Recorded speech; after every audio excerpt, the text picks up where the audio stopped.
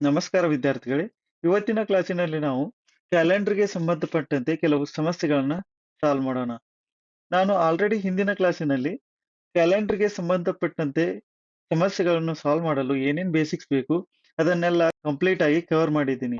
ಹಿಂದಿನ video link ಬೇಕಿದ್ರೆ description box ಅಲ್ಲಿ ಹಾಕಿದ್ದೀನಿ. ಆ ಲಿಂಕ್ ಮುಖಾಂತರ ನೀವು ಆ ವಿಡಿಯೋನ ನೋಡಬಹುದು. ಈಗ ಈ ಪ್ರಶ್ನೆಯನ್ನು ನೋಡಿ. ಕಿರಣ್ ಮಾರ್ಚ್ 5, 2000 ಜನಿಸಿದರು.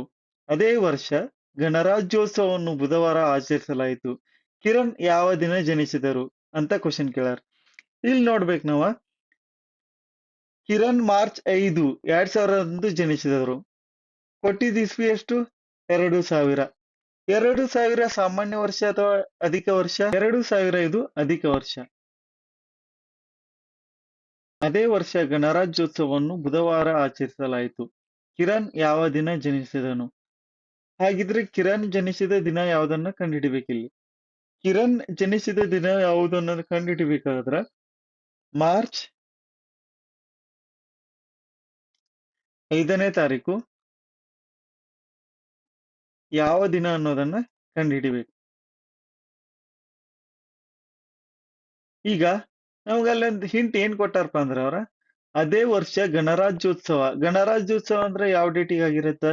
ಗಣರಾಜ್ಯೋತ್ಸವ ಜನವರಿ 26 ಜನವರಿ 26ನೇ ದಿನ ಯಾವ ದಿನವಾಗಿತ್ತು? ಜನವರಿ 26ನೇ ತಾರೀಕು ಯಾವ ದಿನವಾಗಿತ್ತು? ಬುಧವಾರ ಆಗಿತ್ತು. ನೆಕ್ಸ್ಟ್ ಇಲ್ಲಿ ಬುಧವಾರ ಆಗಿದ್ರ 26ನೇ ತಾರೀಕು ಅಂದ್ರೆ ಇನ್ನು ಜನವರಿ ತಿಂಗಳಲ್ಲಿ ಉಳಿದ ದಿನಗಳೆಷ್ಟು? 31ರೊಳಗೆ 26 ಮೈನಸ್ ಮಾಡಿದ್ರೆ 5 ಬೆಸ ದಿನಗಳು ಉಳಿದಿದ್ವಿ. ಬೆಸ ದಿನಗಳು ಅಂದ್ರೆ ಆಡ್ ಡೇಸ್. ಇದ್ರ ಬಗ್ಗೆ ನಾವು ಹಿಂದಿನ ವಿಡಿಯೋದಲ್ಲಿ ಕವರ್ ಮಾಡಿದ್ದೇವೆ. ನೆಕ್ಸ್ಟ್ ಫೆಬ್ರವರಿಯಲ್ಲಿ ಆಡ್ ಡೇಸ್ ಎಷ್ಟಿದಾವು? ಇದು ಅಧಿಕ ವರ್ಷವಾಗಿದ್ದರಿಂದ +1 ಡೇ. ಹೌದು. ನೆಕ್ಸ್ಟ್ ಇಲ್ಲಿ ಮಾರ್ಚ್ ಅಲ್ಲಿ ನಾವು 5ನೇ ತಾರೀಕಿನವರೆಗೆ 5ನೇ ತಾರೀಕು ಯಾವ ದಿನ ನೋಡ್ಬೇಕಂದ್ರ ಇಲ್ಲಿ ಬೆಸ ಸಂಖ್ಯೆಗಳ ದಿನ 5. ಟೋಟಲ್ ದಿನಗಳ ಸಂಖ್ಯೆ ಬೆಸ ಸಂಖ್ಯೆಗಳ ದಿನ ಎಷ್ಟಾಯ್ತು? 5 + 1 6, 6 + 1 6 + 5 11. 11 ಬೆಸ ದಿನಗಳು ಬಂದವು.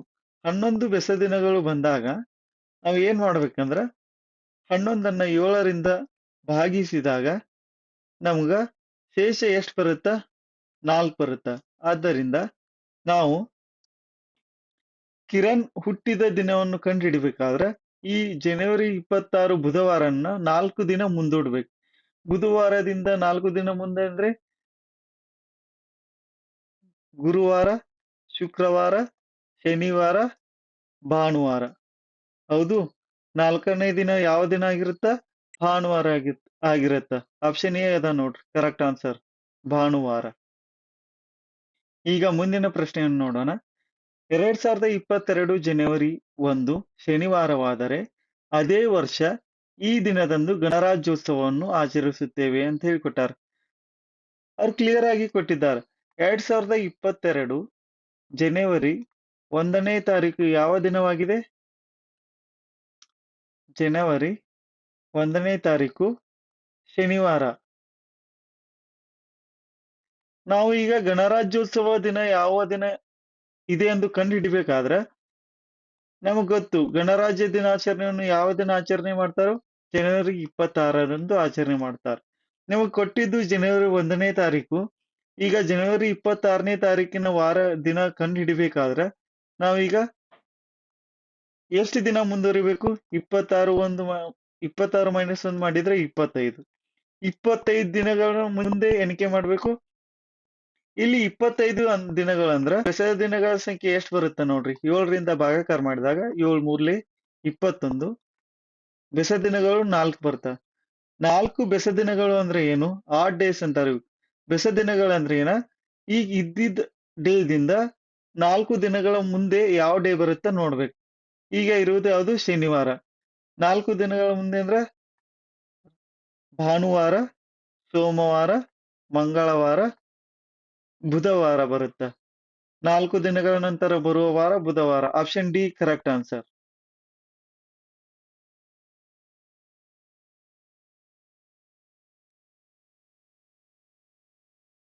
ಈಗ ಮುಂದಿನ ಪ್ರಶ್ನೆಯನ್ನು ನೋಡೋಣ.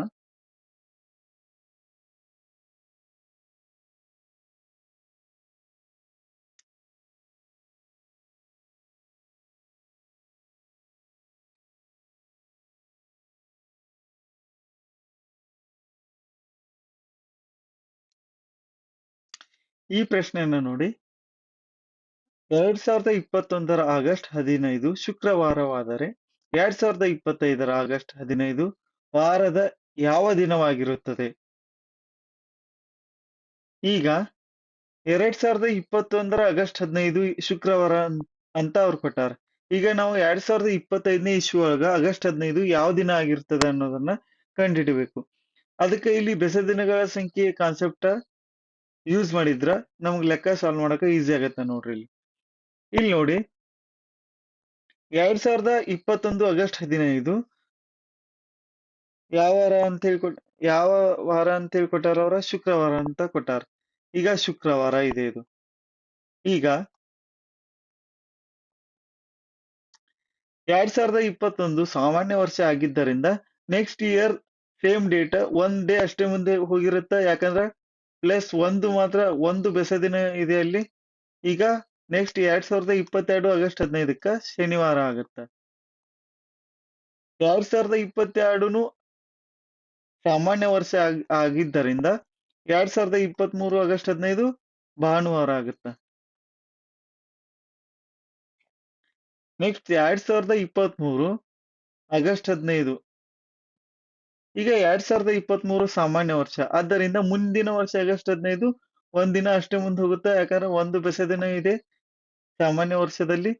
ಅದೇ ರೀತಿ ಒಂದು ದಿನ ಮುಂದೆ ಹೋದ್ರೆ ಏನಾಗುತ್ತ? ಭಾನುವಾರ ಇದ್ದಿದ್ದು ಸೋಮವಾರ ಆಗುತ್ತ. ಈಗ 2024 ಅಧಿಕ ವರ್ಷ ಐತಿ. ಅಧಿಕ ವರ್ಷ ಇದ್ರೆ ಏನಾಗುತ್ತ? ಬೆಸ ದಿನಗಳ ಸಂಖ್ಯೆ ಎಷ್ಟು ಬರುತ್ತ? 2 ಬರುತ್ತ. 2 ಬರೋದ್ರಿಂದ ಸೋಮವಾರದಿಂದ ನೆಕ್ಸ್ಟ್ ಅದು ಮಂಗಳವಾರ ಬಿಟ್ಟು ಡೈರೆಕ್ಟ್ ಯಾವ ವಾರಕ್ಕೆ ಹೋಗುತ್ತ? ಬುಧವಾರಕ್ಕೆ ಹೋಗುತ್ತ. ಆದ್ದರಿಂದ 2025 ಆಗಸ್ಟ್ 15 ಬುಧವಾರವಾಗಿರುತ್ತದೆ. ಆಪ್ಷನ್ ಎ ಕರೆಕ್ಟ್ ಆನ್ಸರ್ ನೋಡ್ರಿ.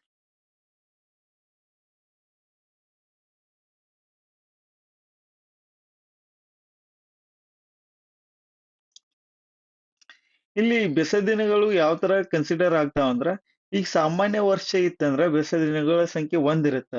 ಅಧಿಕ ವರ್ಷ ಇತ್ತಂದ್ರ ಬೆಸ ದಿನಗಳ ಸಂಖ್ಯೆ 2 ಇರುತ್ತ. ಯಾಕಂದ್ರ ಈಗ ಸಾಮಾನ್ಯ ವರ್ಷ ಇತ್ತಂದ್ರ ಬೆಸ ದಿನಗಳ ಸಂಖ್ಯೆ 1 ಇರುತ್ತ. ಅಧಿಕ ವರ್ಷ ಇತ್ತಂದ್ರ ಬೆಸ ದಿನಗಳ ಸಂಖ್ಯೆ 2 ಇರುತ್ತ. ಯಾಕಂದ್ರ ಇಲ್ಲಿ ನೋಡ್ರಿ, ಸಾಮಾನ್ಯ ವರ್ಷಗಳಲ್ಲಿ ಟೋಟಲ್ ಇರುವಷ್ಟು ನಾವು ಟೋಟಲ್ ದಿನಗಳು ಎಷ್ಟು? 365.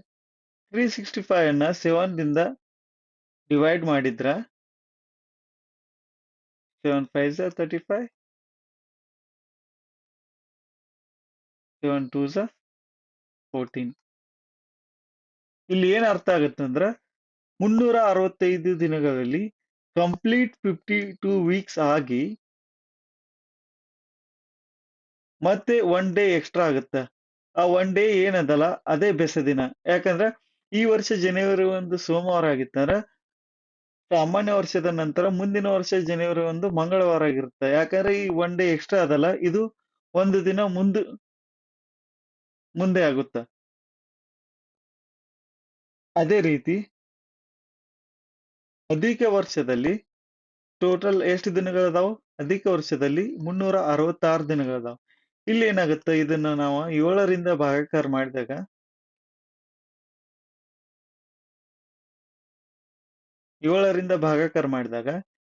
7 ಐದ್ಲಿ 35, ನೆಕ್ಸ್ಟ್ 7 2 14. ಈಗ ಇಲ್ಲಿ ಎಷ್ಟು ಉಳಿತ? 2. ಅಂದ್ರೆ ಇಲ್ಲಿ ಏನಾಗುತ್ತ? 52 ವಾರಗಳು ಪ್ಲಸ್ 2 ದಿನ ಎಕ್ಸ್ಟ್ರಾ ಆಗುತ್ತೆ ಅಧಿಕ ವರ್ಷದಲ್ಲಿ. ಆದ್ದರಿಂದ ಈ ವರ್ಷ ಅಧಿಕ ವರ್ಷದಲ್ಲಿ ಜನವರಿ 1ನೇ ತಾರೀಕು ಸೋಮವಾರ ಆಗಿತ್ತಂದ್ರ ಅಧಿಕ ವರ್ಷದ ನಂತರ ನೆಕ್ಸ್ಟ್ ಇಯರ್ ಜನವರಿ 1ನೇ ತಾರೀಕು 2 ದಿನ ಮುಂದೆ ಹೋಗಿರುತ್ತೆ. ಅಂದ್ರೆ ಸೋಮವಾರದಿಂದ ಮಂಗಳವಾರ ಬಿಟ್ಟು ಬುಧವಾರ ಆಗಿರುತ್ತೆ. ಅದೇ ಇದು ಬೆಸ ದಿನಗಳ ಕಾನ್ಸೆಪ್ಟ್ ಇದು. ಅಂದ್ರೆ ಸಾಮಾನ್ಯ ವರ್ಷ ದಾಟಿದಾಗ ಎಷ್ಟು ದಿನ ಮುಂದೆ ಹೋಗುತ್ತಾ, ಅಧಿಕ ವರ್ಷ ದಾಟಿದಾಗ ಎಷ್ಟು ದಿನ ಮುಂದೆ ಹೋಗುತ್ತಾ ಅನ್ನೋದನ್ನ ಅರ್ಥ ಮಾಡ್ಕೊಳ್ಬೇಕು. ಅದೇ ಕಾನ್ಸೆಪ್ಟ್ ಯೂಸ್ ಮಾಡಿ ನಾವು ಈ ಪ್ರಾಬ್ಲಮ್ ಅನ್ನ ಸಾಲ್ವ್ ಮಾಡಿದೀವಿ. ಈಗ ಮುಂದಿನ ಪ್ರಶ್ನೆಗೆ ಹೋಗೋಣ. ಈ ಪ್ರಶ್ನೆಯನ್ನು ನೋಡಿ. 2008 ಇಸ್ವಿ ಜನವರಿ 1ನೇ ತಾರೀಕು ಮಂಗಳವಾರವಾಗಿದ್ದರೆ 31ನೇ ತಾರೀಕು ಡಿಸೆಂಬರ್ 2008 ವಾರದ ಯಾವ ದಿನವಾಗಿ ಇರುತ್ತದೆ ಅಂತೇಳಿ ಕ್ವಶನ್ ಮಾಡ್ಯಾರ ಅವ್ರು. ಹೌದು. ಈಗ 2008ನೇ ಇಸ್ವಿಯಲ್ಲಿ ಜನವರಿ 1ನೇ ತಾರೀಕು ಅಂದ್ರೆ ವರ್ಷದ ಮೊದಲ ದಿನ.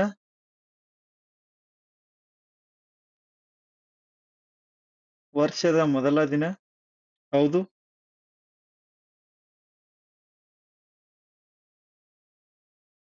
ಜನವರಿ 1.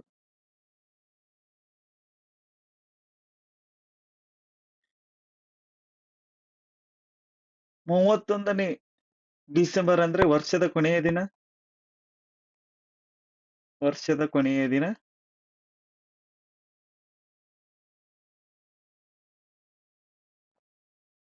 ಡಿಸೆಂಬರ್ 31.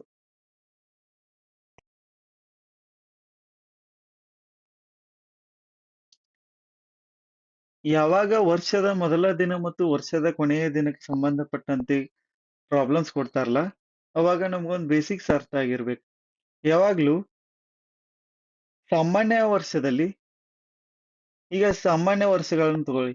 ಈಗ 2013 ಇದು ಸಾಮಾನ್ಯ ವರ್ಷ ಅಂದ್ರೆ ಅಧಿಕ ವರ್ಷವಲ್ಲ. 2015 ಇದು ಅಧಿಕ ವರ್ಷವಲ್ಲ. 2017 ಇದು ಅಧಿಕ ವರ್ಷ ಅಲ್ಲ. ಯಾವ ವರ್ಷಗಳು ಸಾಮಾನ್ಯ ವರ್ಷಗಳಾಗಿರ್ತಾವಲ್ಲ, ಆ ವರ್ಷದಲ್ಲಿ ವರ್ಷದ ಮೊದಲ ದಿನ ಜನವರಿ 1 ಮತ್ತು ವರ್ಷದ ಕೊನೆಯ ದಿನ ಡಿಸೆಂಬರ್ 31 ಒಂದೇ ದಿನ ಆಗಿರ್ತಾವ. ಫಾರ್ ಎಕ್ಸಾಂಪಲ್, ಈಗ 2013 ಒಳಗ ಜನವರಿ 1ನೇ ತಾರೀಕು ಸೋಮವಾರ ಆಗಿತ್ತಂದ್ರ 2013ರಲ್ಲಿ ಡಿಸೆಂಬರ್ 31ನೇ ತಾರೀಕು ಕೂಡ ಸೋಮವಾರನೇ ಆಗಿರುತ್ತೆ. ಯಾವ್ದು ಬೇಕಾದ್ರೂ ಇಸ್ವಿಗೆ ಚೆಕ್ ಮಾಡ್ಬೋದು. ಅದು ಸಾಮಾನ್ಯ ವರ್ಷ ಇತ್ತಂದ್ರ ವರ್ಷದ ಮೊದಲನೇ ದಿನ ಮತ್ತು ಕೊನೆಯ ದಿನ ಸೇಮ್ ಆಗಿರುತ್ತೆ. ಫಾರ್ ಎಕ್ಸಾಂಪಲ್, ಈ ಡಿಸೆಂಬರ್ 2015 ಐತಿ. 2015ರಾಗ ಜನವರಿ 1ನೇ ತಾರೀಕು ಮಂಗಳವಾರ ಆಗಿತ್ತಂದ್ರ ಡಿಸೆಂಬರ್ 31ನೇ ತಾರೀಕು ಕೂಡ ಟ್ಯೂಸ್ಡೇನ ಆಗಿರುತ್ತ. ಇದೊಂದು ಬೇಸಿಕ್ ನಮ್ಗೆ ಗೊತ್ತಾಗಿರ್ಬೇಕು. ಯಾಕಂದ್ರ ಈ ತರ ಲೆಕ್ಕ ಕೇಳಿದ್ರೆ ನಾವು ಸುಮ್ನೆ ಅದೆಲ್ಲ ಕಂಪ್ಲೀಟ್ ಆಗಿ ಸಾಲ್ವ್ ಮಾಡ್ತಾ ಕೂಟ್ರಬಾರ್ದು. ಇದೊಂದು ಬೇಸಿಕ್. ಅದೇ ರೀತಿ ಈಗ ಸಾಮಾನ್ಯ ವರ್ಷ ಇತ್ತಂದ್ರೆ ಏನಿರ್ತೈತಿ, ವರ್ಷದ ಮೊದಲ ದಿನ ಮತ್ತು ವರ್ಷದ ಕೊನೆಯ ದಿನ ಒಂದೇ ದಿನಗಳಾಗಿರ್ತಾವ. ಸೋಮವಾರ ಇದ್ರ ಸೋಮವಾರ, ಮಂಗಳವಾರ ಇದ್ರ ಮಂಗಳವಾರ. ಬಟ್ ಇಲ್ಲಿ 2008 ಅಧಿಕ ವರ್ಷ ಐತಿ. ಅಧಿಕ ವರ್ಷ ಇತ್ತಂದ್ರೆ ಏನಾಗುತ್ತ, ಅಧಿಕ ವರ್ಷ ಇತ್ತಂದ್ರ ವರ್ಷದ ಮೊದಲ ದಿನ ಮತ್ತು ಕೊನೆಯ ದಿನ ಯಾವ ತರ ಕಂಡುಹಿಡಿಬೇಕಂದ್ರ,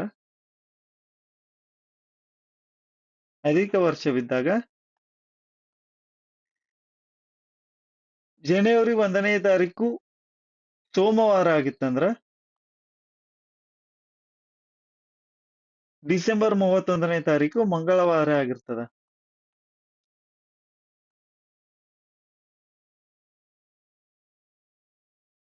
ಅದೇ ರೀತಿ ಜನವರಿ 1ನೇ ತಾರೀಕು ಮಂಗಳವಾರ ಆಗಿತ್ತಂದ್ರ ಡಿಸೆಂಬರ್ 31ನೇ ತಾರೀಕು ಬುಧವಾರ ಆಗಿರ್ತದ. ಇಲ್ಲಿ ಕ್ವಶನ್ ಒಳಗೆ ಏನ್ ಕೊಟ್ಟಾರು, 2008 ಇಸವಿ ಜನವರಿ 1ನೇ ತಾರೀಕು ಮಂಗಳವಾರವಾಗಿದ್ದರೆ 31ನೇ ತಾರೀಕು ಡಿಸೆಂಬರ್ 2008 ವಾರದ ಯಾವ ದಿನವಾಗಿ ಇರುತ್ತದೆ. ಇದು 2008 ಅಧಿಕ ವರ್ಷವಾಗಿದ್ದರಿಂದ ಇದು ಮಂಗಳವಾರ ಇದೆ. ಸೊ 31ನೇ ತಾರೀಕು ಡಿಸೆಂಬರ್ ಬುಧವಾರ ಆಗಿರ್ತದ. ಆಪ್ಷನ್ ಸಿ ಐತ್ ನೋಡ್ರಿ ಕರೆಕ್ಟ್ ಆನ್ಸರ್. ಥರ್ಡ್ ಆಪ್ಷನ್ ಬುಧವಾರ. ಮುಂದಿನ ಪ್ರಶ್ನೆಯನ್ನು ನೋಡೋಣ. ಈಗ ಈ ಪ್ರಶ್ನೆಯನ್ನು ನೋಡೋಣ. ಮೋಹನನು ಆಗಸ್ಟ್ 22ರಂದು ಹುಟ್ಟಿರುತ್ತಾನೆ. ಅರವಿಂದನು ಅವನಿಗಿಂತ 10 ದಿನಗಳು ಚಿಕ್ಕವನು. ಆ ವರ್ಷದ ಸ್ವತಂತ್ರ ದಿನಾಚರಣೆಯು ಮಂಗಳವಾರದಂದು ಇದ್ದರೆ ಅರವಿಂದನ ಹುಟ್ಟುಹಬ್ಬ ದಿನ ಯಾವ ಬರುತ್ತದೆ? ಅರವಿಂದನ ಹುಟ್ಟುಹಬ್ಬ ಯಾವ ದಿನ ಬರುತ್ತದೆ ಅಂತೇಳಿ ಕೇಳ್ಯಾರ ಅವ್ರು. ಈಗ ನೋಡಿ, ಮೋಹನನು ಆಗಸ್ಟ್ 22ರಂದು ಹುಟ್ಟಿರುತ್ತಾನೆ ಅಂದಾರ. ಬಟ್ ಆಗಸ್ಟ್ 15 ಆ ವರ್ಷ ಯಾವ ದಿನ ಆಗೈತಿ? ಸ್ವತಂತ್ರ ದಿನಾಚರಣೆ ಅಂದ್ರೆ ಯಾವಾಗ ಬರುತ್ತಾ? ಆಗಸ್ಟ್ 15ಕ್ಕೆ ಬರುತ್ತಾ? ಆಗಸ್ಟ್ 15 ಯಾವ ದಿನ ಆಗೈತಿ? ಆಗಸ್ಟ್ 15 ಮಂಗಳವಾರ ಇತ್ತು. ಹೌದು. ಆಗಸ್ಟ್ 15 ಮಂಗಳವಾರವಾಗಿದ್ದರೆ ಮೋಹನ ಹುಟ್ಟಿದ್ದು ಯಾವಾಗ? ಮೋಹನ ಹುಟ್ಟಿದ್ದು ಆಗಸ್ಟ್ 22. ಪ್ರತಿ 7 ದಿನಕ್ಕೊಮ್ಮೆ ಡೇ ರಿಪೀಟ್ ಆಗುತ್ತಾ? +7 ಮಾಡಿ. ಹಾಗಿದ್ರೆ ಆಗಸ್ಟ್ 22 15ಕ್ಕೆ 7 ಕೂಡಿದ್ರು ಆಗಸ್ಟ್ 22. 22 ಸೇಮ್ ಡೇ ರಿಪೀಟ್ ಆಗಿರುತ್ತೆ ಮಂಗಳವಾರ. ಹಾಗಿದ್ರೆ ನಮಗೀಗ ಮೋಹನ ಹುಟ್ಟಿದ ದಿನ ಯಾವ್ದು ಗೊತ್ತಾಯ್ತು? ಮಂಗಳವಾರ. ಹೌದು. ಈಗ ಅರವಿಂದನು ಅವನಿಗಿಂತ 10 ದಿನಗಳು ಚಿಕ್ಕವನು ಅಂತ ಹೇಳ್ಕೊಟ್ಟಾರ. ಅರವಿಂದನು ಅವನಿಗಿಂತ 10 ದಿನಗಳು ಚಿಕ್ಕವನು ಅಂದ್ರ ಮೋಹನನು ಹುಟ್ಟಿದ 10 ದಿನಗಳ ನಂತರ ಅರವಿಂದ ಹುಟ್ಟಿರ್ತಾನ. ಸೊ ಈಗ 10 ದಿನಗಳ ನಂತರ ಅಂದ್ರ 10 ದಿನ ಅಂದ್ರೆ ಎಷ್ಟು ಬೆಸ ದಿನಗಳು ಬರ್ತಾವ ನೋಡ್ರಿ. 7 ಒಂದ್ಲಿ 7, 10 7 ಕಳೆದ್ರ 3. 3 ಬೆಸ ದಿನಗಳು ಆಡ್ ಡೇಸ್ ಬರ್ತಾವ. ಹಾಗಿದ್ರ ಮೋಹನ ಹುಟ್ಟಿದ ದಿನದಿಂದ ನಾವು 3 ದಿನ ಮುಂದೆ ನೋಡ್ತಾ ಹೋಗ್ಬೇಕು. ಮಂಗಳವಾರ ಆದ ನಂತರ 3 ದಿನ ಮುಂದೆ ನೋಡ್ಬೇಕಾದ್ರೆ ಯಾವ ತರ ನೋಡ್ಬೇಕು? ಮಂಗಳವಾರ ಆದ ನಂತರ ಬುಧವಾರ, ಗುರುವಾರ, ಶುಕ್ರವಾರ. 3 ದಿನಗಳ ನಂತರ ಬರುವ ವಾರ ಯಾವುದು? ಶುಕ್ರವಾರ. ಫೋರ್ತ್ ಆಪ್ಷನ್ ಐತಿ ನೋಡ್ರಿ ಕರೆಕ್ಟ್ ಆನ್ಸರ್. ಅರವಿಂದನು ಹುಟ್ಟಿದ ದಿನ ಶುಕ್ರವಾರ. ಓಕೆ.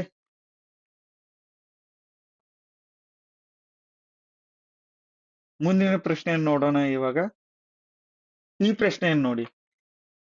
1-12-1991 ಭಾನುವಾರ. ಡಿಸೆಂಬರ್ 1991ರ 4ನೇ ಬುಧವಾರ ಯಾವುದು ಅಂತ ಹೇಳಿ ಕ್ವಶನ್ ಮಾಡ್ಯಾರ. 1-12-1991 ಅಂದ್ರೆ ಇದು ಡಿಸೆಂಬರ್ ತಿಂಗಳೇ ಹೌದು. ಡಿಸೆಂಬರ್ 1991ನೇ ಇಸ್ವಿ ಡಿಸೆಂಬರ್ 1ನೇ ತಾರೀಕ ಭಾನುವಾರ ಅಂತ ಹೇಳಿ ಕೊಟ್ಟಾರ ಅವ್ರು. ಭಾನುವಾರ ಅಂತ ಕೊಟ್ಟಾರ. ಈಗ ನಾವು ಕಂಡುಹಿಡಿಬೇಕಾದದ್ದು ಯಾವುದು? ಡಿಸೆಂಬರ್ 1991ರ 4ನೇ ಬುಧವಾರ. ಈಗ 4ನೇ ಬುಧವಾರ ಫೈಂಡ್ ಔಟ್ ಮಾಡ್ಬೇಕಾದ್ರೆ ನಮಗೆ ಮೊದಲನೇ ಬುಧವಾರ ಯಾವ್ದನ್ನೋದು ಗೊತ್ತಾಗ್ಬೇಕು. ಈಗ ಭಾನುವಾರ ಐತಿ. ಭಾನುವಾರ ಆದ ನಂತರ ಸೋಮವಾರ. ಸೋಮವಾರ ಯಾವ ಡೇಟಿಗೆ ಬರುತ್ತಾ? ಡಿಸೆಂಬರ್ 2ಗೆ ಬರುತ್ತಾ? ನೆಕ್ಸ್ಟ್ ಡಿಸೆಂಬರ್ 3 ಯಾವ್ದು ಬರುತ್ತಾ? ಮಂಗಳವಾರ ಬರುತ್ತಾ? ಹೌದು. ಹಾಗೆಯೇ ಡಿಸೆಂಬರ್ 4ಗೆ ಫಸ್ಟ್ ಬುಧವಾರ ಬರುತ್ತಾ? ನಾವು ಈ ತಿಂಗಳ ಮೊದಲನೇ ಬುಧವಾರ ಯಾವಾಗ ಬರುತ್ತಾ? ಡಿಸೆಂಬರ್ 4 4ನೇ ತಾರೀಕು ಬರುತ್ತಾ? ಈಗ ನಾವು ಎಷ್ಟನೇ ಬುಧವಾರ ಫೈಂಡ್ ಮಾಡ್ಬೇಕು? 4ನೇ ಬುಧವಾರ ಫೈಂಡ್ ಮಾಡ್ಬೇಕು. 4ನೇ ಬುಧವಾರ ಫೈಂಡ್ ಮಾಡ್ಬೇಕಂದ್ರೆ 2ನೇ ಬುಧವಾರ ಫೈಂಡ್ ಮಾಡಕ್ 7 ಆಡ್ ಮಾಡ್ಬೇಕು. 11 ಬಂತು. ಮತ್ 3ನೇ ಬುಧವಾರ ಫೈಂಡ್ ಮಾಡಕ್ 7 ಆಡ್ ಮಾಡ್ಬೇಕು. 18 ಬಂತು. ಮತ್ 4ನೇ ಬುಧವಾರ ಫೈಂಡ್ ಮಾಡಕ್ 7 ಆಡ್ ಮಾಡ್ಬೇಕು. 25th ಬರುತ್ತಾ?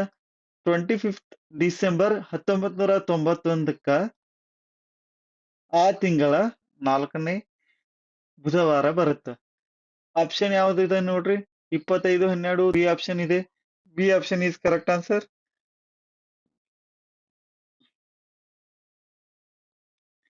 ಈ ಪ್ರಾಬ್ಲಮ್ ತುಂಬಾ ಸಿಂಪಲ್ ಇದೆ ನೋಡ್ರಿ. ಕೊಟ್ಟಿದ್ದೇ ಭಾನುವಾರ 1ನೇ ತಾರೀಕು ಯಾವ ದಿನ ಅಂತ ಹೇಳಿ ಕೊಟ್ಟಾರ ಅವ್ರ. ಹಾಗಿದ್ರೆ ಫಸ್ಟ್ನೇ ಬುಧವಾರ ಯಾವ ಡೇಟಿಗೆ ಬರುತ್ತೆ ಅನ್ನೋದು ನೋಡ್ಬೇಕು.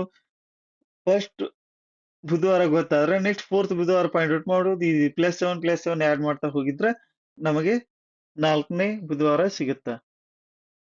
ಈಗ ಮುಂದಿನ ಪ್ರಶ್ನೆಯನ್ನು ನೋಡಿ.